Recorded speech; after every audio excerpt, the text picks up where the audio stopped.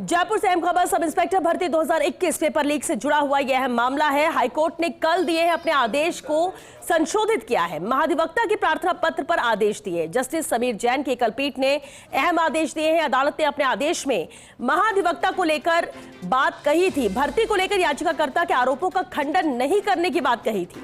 महाधिवक्ता की ओर से कहा गया उन्होंने नहीं किया था याचिकाकर्ता की बात का समर्थन और ऐसे में आदेश को संशोधित किया जाए। अदालत ने राज्य सरकार को भर्ती का रिकॉर्ड पेश करने के भी आदेश दिए हैं।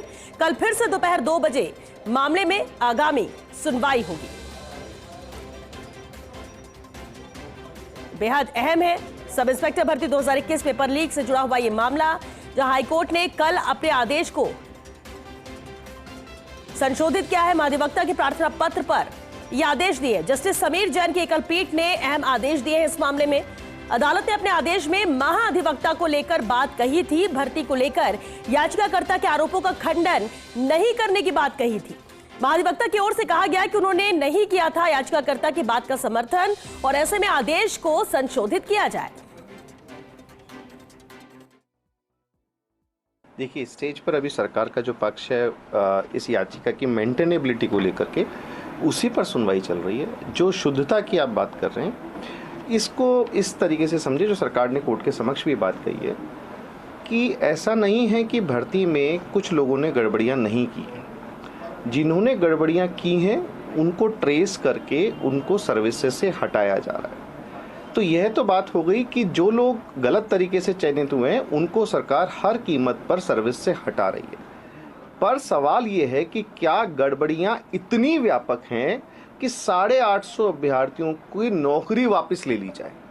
तो उस पर सरकार का इस वक्त का मत यह है कि जांच चल रही है और जांच में इतनी व्यापकता सामने नहीं आई है कि अभी इस स्तर पर भर्ती निरस्त कर दी जाए। यही बात कोर्ट के समक्ष सरकार अभी रख रही है। बंगाल का जो जजमेंट सुप्रीम कोर्ट का है उसमें जो कानूनी पहलू तय किया गया है वह यह तय किया गया है कि अगर भर्ती में इस तरह की गड़बड़ियां हैं कि वहां आप सेग्रीगेट ही नहीं कर सकते हैं या इतनी व्यापक है कि पूरी भर्ती ही गड़बड़ नजर आए, जिसको सिस्टमिक फेलियर उन्होंने कहा, वहां पर उन्होंने भर्ती निरस्त करना उचित माना। उसी जजमेंट्स के कानूनी पहलू को यहां अप्लाई कर दिया जाए तो यहां सिस्टमिक फेलियर कहीं नजर नहीं आ रहा अभी तक। वहां इस तरीके की परिस्थितियां थी कि वह अभ्यर्थी जिन्होंने भर्ती में अप्लाई नहीं करा, जिन्होंने OMR शीट्स नहीं भरी, वह उनको नौकरी दे दी गई।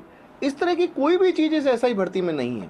SI भर्ती में ये कहा गया है कि कुछ सेंटर से पेपर को एग्ज़ाम से जस्ट पहले लीक किया गया, कुछ कैंडिडेट्स को बताया गया जिनका चयन हुआ और वो जो इन्वेस्टिगेशन में ट्रेस हुए हैं उनको सरकार ने नौकरी से निकाल दिया। राज्य सरकार के द्वारा आज एक एप्लीकेशन ये लगाई थी कि कल जब कोर्ट में आप बातचीत जब चल रही थी, जब AG साहब पक्ष रख रहे थे, तो कोर्ट का एक सवाल आया था कि क्या सरकार मानती है कि भर्ती पूर्ण रूप से शुद्ध है, जिस पर AG साहब ने कहा था कि सरकार ने ये माना है कि कुछ गड़बड़ियां हैं और उस पर जो चयनित अभ्यर्थी गलत रूप से चयनित हुए हैं उनको हटाया है।